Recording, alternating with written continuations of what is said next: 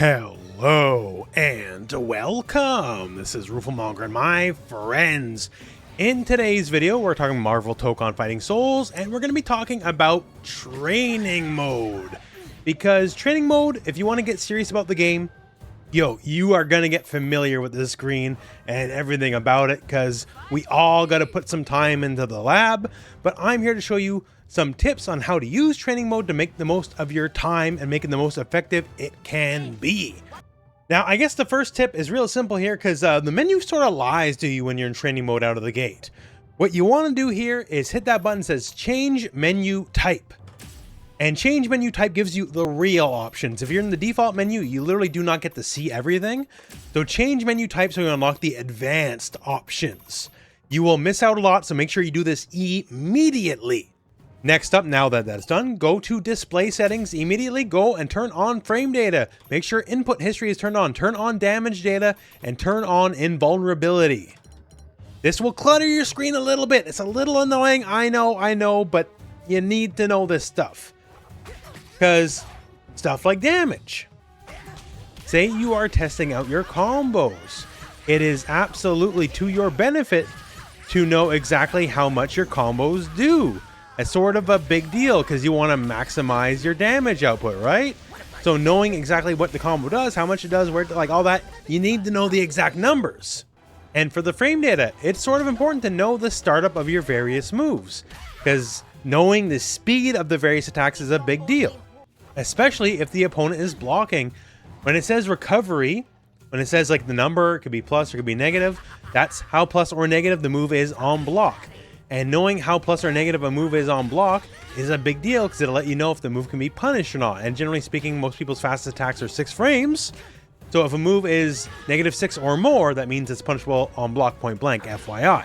But just have this information at your disposal is a very big deal.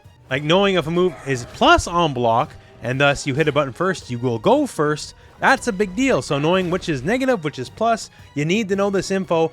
And the part where it says invulnerability, it gives you the details if there's any invulnerability. So like this Hulk clap is armored and against mids and overheads, and thus not lows.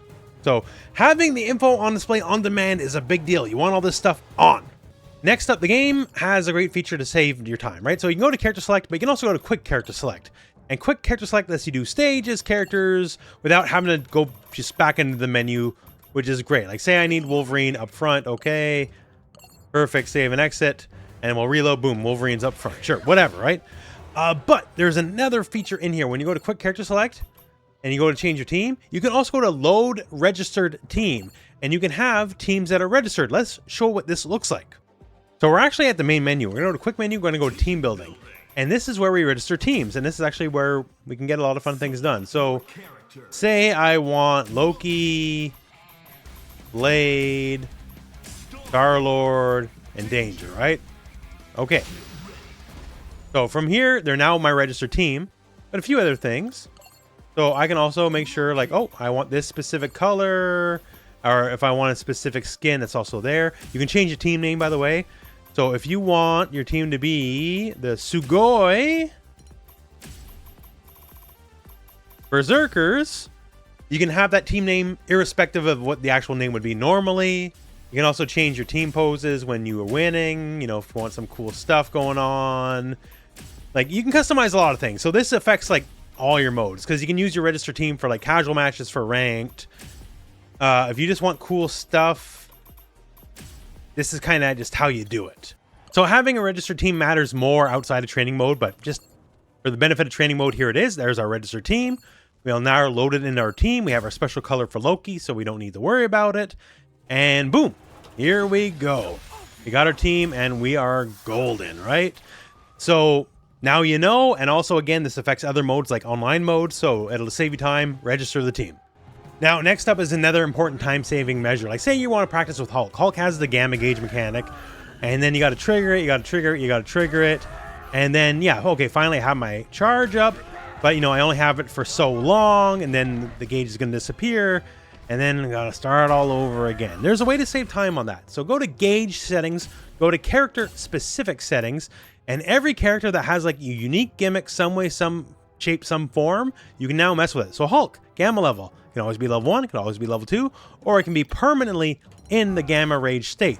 So if you want to play around with the Gamma Rage state and then just have it always live, like say you're practicing stuff with the unblockable or whatever, it'll just be live forever. You never have to manually re-enter the state or whatever. You can just save your time.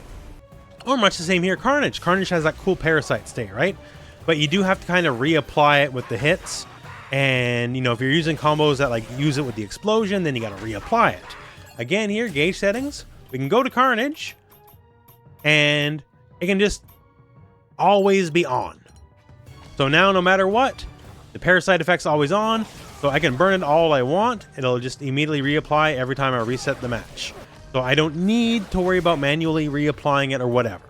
Great example of this is actually going to be the champion, because the champion has the belt mechanic, and that takes forever to fill up. Like in most matches, you might not even see it by the end of the match, because it just takes that long to fill up. We can't wait around for that all day. So, gauge settings.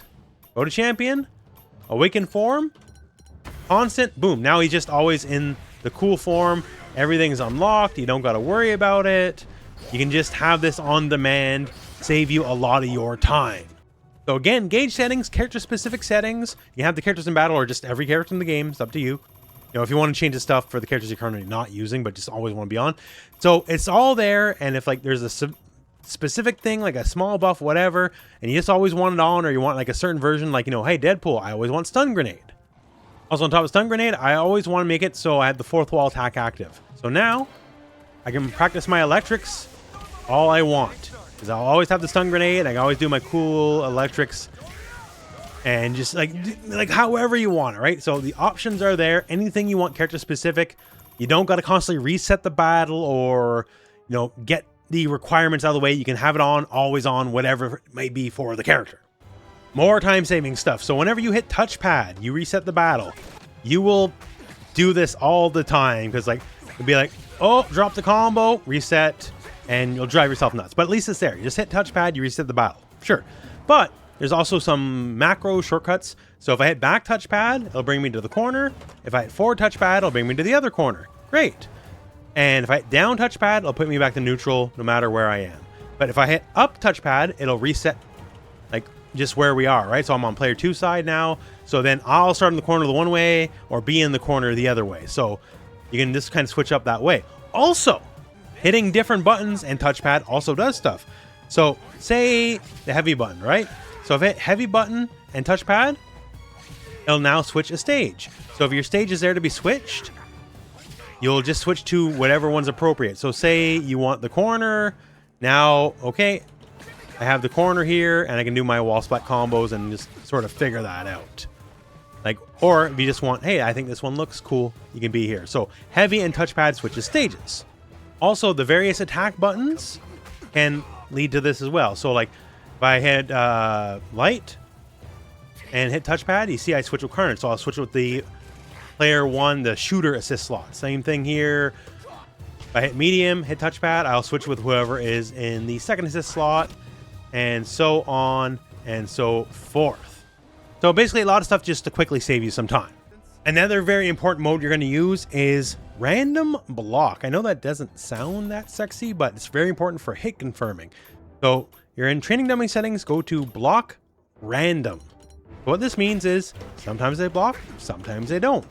Why is this an important skill to learn? Because sometimes, you know, like, oh, I want to get my cool big super off, right? And if you do, great, but if they block, you know, there ain't no cool super. In fact, if you try, you might get blown up. So let me show you an applicable example here, because the opponent is on random block.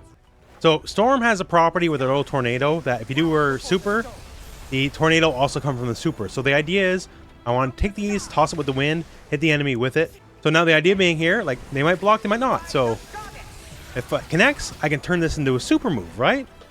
And that's great. But if they block, I don't want to spend the super. I don't want to waste my meter, right? So you can basically do a drill with yourself. You toss these, and like if it hits, you do super. And if nothing, you just hold back. So basically you're confirming the block. It's hit confirming. It's a super valuable skill. If this is your first major fighting game, this is a skill that's applicable for every fighting game you'll play for the rest of your life. Being able to see the hit or the block and then spending your resources accordingly is a super, super valuable skill. Every character will have situations where you need to see the block or not. Otherwise, you'll over-confirm, waste a lot of resources, maybe get punished on block. You're setting this to random block because you can't afford to just burn all your resources right away because you might get blown up for it. So you need to see, did I get the hit? Okay, now I'll do my thing. And random block is one of the best ways to achieve this skill. It's a great skill set. It'll literally make you better at all fighting games. Another thing to know that's really important is how to access move properties, because a lot of people might get tricked. The game's really good about showing you stuff on the tags. So like say you do your 50-meter super, says invincible. So you assume fighting game logic, well, if it's invincible, I can use this to wake up and, you know, save my life in the corner, something like that. The problem with doing this though is this. How come I just got counter hit out of my invincible super? Well, so if we go to our move list, and you can see here our move list shows us all the moves. That's great. But if you click on the move itself, it'll give you all the properties of the move here. So like Carnage Skewer, okay, strike attack, so it counts as a physical attack. And we know that, right? But let's go to our super move, right? So here's the thing with our super move. Invincible, yes. Invincible midway, meaning it does not gain invincibility right away. Versus say our 100-meter super, right? So invincibility, yes, startup, meaning the invincibility begins right away.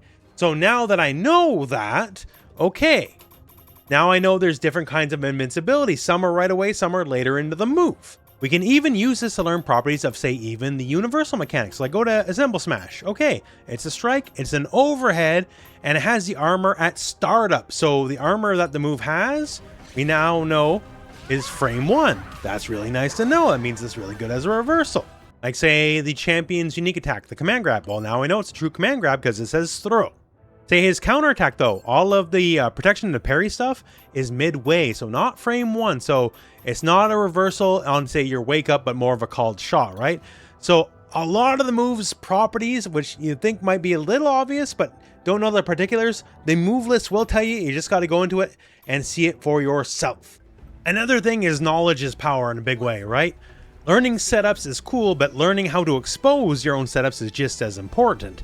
And there's a couple ways we can go about that. Like say Storm here, like crouch light. Like if it's blocked, oh no, but I got a little trick where I can turn that into a command grab and gotcha if I know you're blocking. Neat. But does that work for real? So if we go to dummy counterattack settings here, we got a bunch of settings here: counter after block, counter after hit, after wake up, after throw escape, or just like when you reset the training mode, right? So let's just use one example, very easy example here. Counter after block, and we're just gonna hit standing light. So now, as soon as they're able to, after a block is done and block sun's over, they'll just hit stand light. And turns out my sick command grab setup, oh, it's not exactly airtight, because they can just literally mash buttons through it. So utilizing the various counterattack dummy settings is very good, or you can also record your own stuff with the dummy. And actually, let's go to that next. So sometimes the best way to figure out how to defeat something is to test it against yourself. So this is where I want to use the record function here. So by default, you go in your button settings here and go to record and playback and have them set as buttons. So basically you can record something and then hit the button and play it back. And so we can work from there. So here's a scenario I want to test to learn defense myself. So Green Goblin, if he does his unique here and it's blocked, it's actually advantage on block, meaning he will go first. Like if I mash buttons, I'm going to lose every time. That's a terrifying scenario. Like, what do I do? Do I just have to give up? Especially because you can get like some high-low mix-up off this, right? So if I'm not able to hit buttons, I guess I just have to submit to high-low mix-up. But there's got to be a way out, right? Maybe it's not mashing light attack, but what other options do I have? Well, he is on a glider, isn't he? So if we use some of the game logic, what beats, you know, that? He's in the air. Oh, wait a second. Wouldn't down heavy work?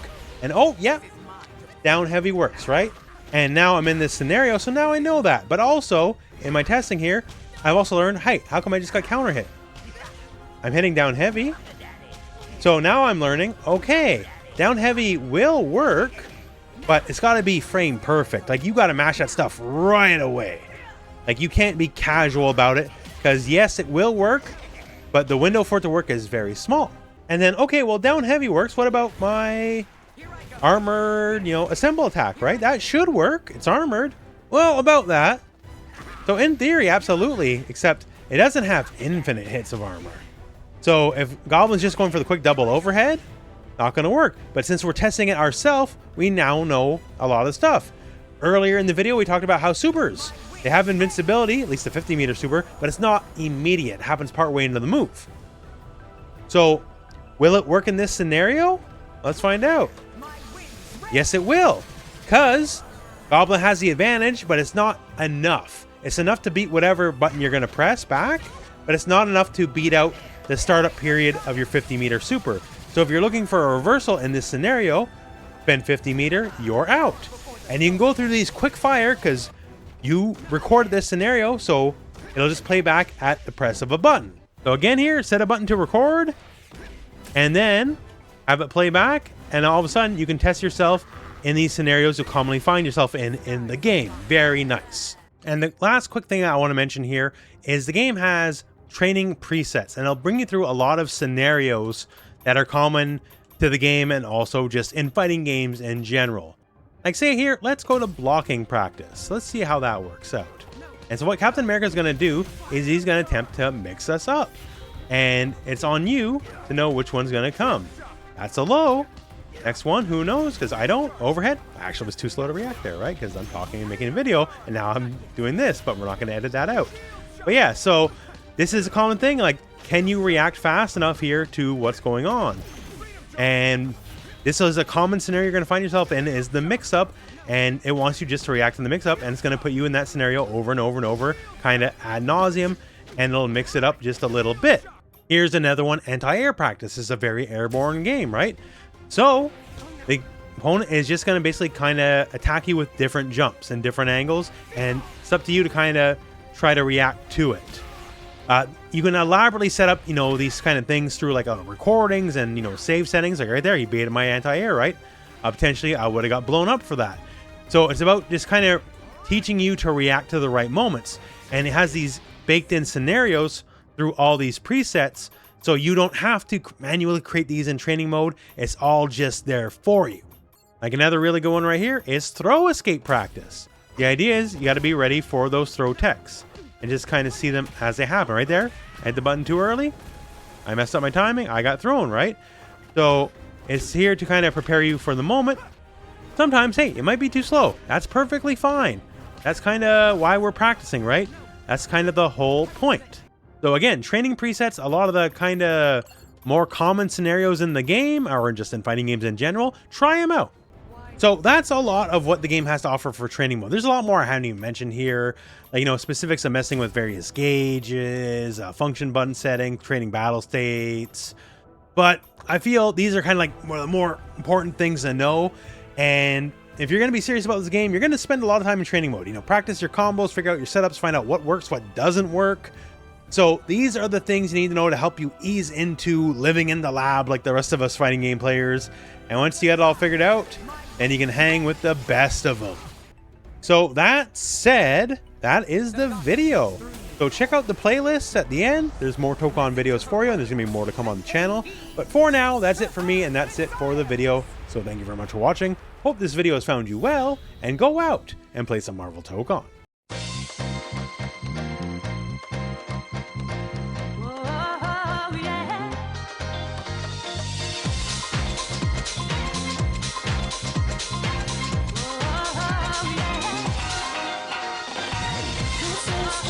Yeah.